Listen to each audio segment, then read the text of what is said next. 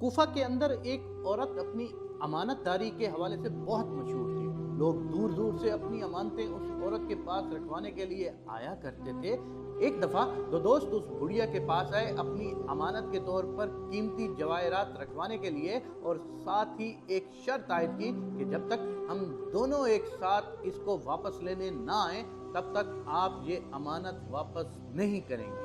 کچھ عرصہ گزرا تو ان دونوں میں سے ایک دوست اس عورت کے پاس آیا اور اپنی امانت کو واپس کرنے کا تقاضا کرنے لگا۔ عورت نے جواب دیا کہ آپ دونوں کو ساتھ آنا چاہیے تھا، کیونکہ آپ دونوں نے خود یہ شرط عائد کی تھی کہ جب تک ہم دونوں ایک ساتھ امانت کو واپس لینے نہ آئیں یہ امانت نہ لوٹائی جائے۔ یہ سن کر وہ دوست رونے لگا اور سر پیٹنے لگا اور کہنے لگا، میرا دوست وفات پا چکا ہے، اس لیے مجھے اکیلے کو امانت واپس لینے کے لیے آنا پڑا۔ وہ عورت اس کی باتوں میں آ گئی اور ہمدردی کا اظہار کرنے لگی اور اس کے دوست کی وفات پر افسوس کرنے لگی اور اس کو امانت لوٹا دی۔ وہ شخص امانت لے کر وہاں سے روانہ ہو گیا۔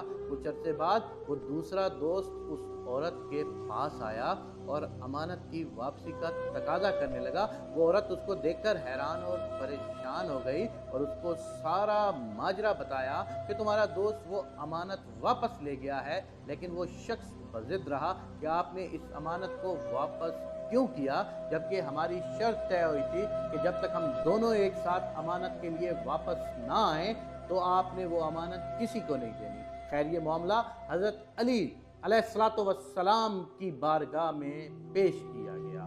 آپ نے بڑھیا اور اس مرد کی بات بغور سنی۔ آپ کے دربار میں موجود تمام لوگ یہ واقعہ سن کر حیران اور پریشان تھے، اور حضرت علی سے بغض رکھنے والے دل ہی دل میں خوش ہو رہے تھے کہ یہ ایک بہت نازک اور مشکل فیصلہ ہے۔ آج تو علی اس کا فیصلہ نہیں کر پائیں گے، لیکن حضرت علی نے اس معاملے کا فیصلہ کچھ ہی لمحوں میں کر کے ان سب کے منہ بند کر دیے اور سب کو حیران و پریشان کر دیا۔ آپ نے اس شخص سے فرمایا، تم دونوں کی شرط یہ تھی کہ جب تک ہم دونوں ایک ساتھ امانت کی واپسی کے لیے نہ آئیں تو امانت واپس نہ کی جائے۔ تو ٹھیک ہے، اپنے ساتھی کو بھی ساتھ لے آؤ تو تمہاری امانت تمہیں واپس مل جائے گی۔ حضرت علی کا یہ فیصلہ سن کر تمام لوگ دم بخود رہ گئے۔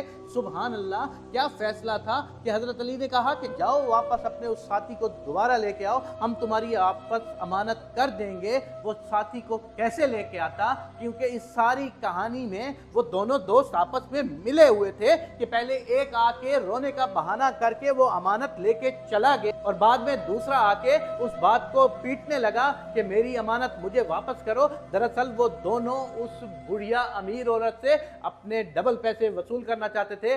تو حضرت علی علیہ الصلوۃ والسلام کے اس عظیم فیصلے نے ان دونوں کو ان کی نظروں کے سامنے آشکار کر دیا کہ یہ دونوں ہی غلط اس سوچ میں تھے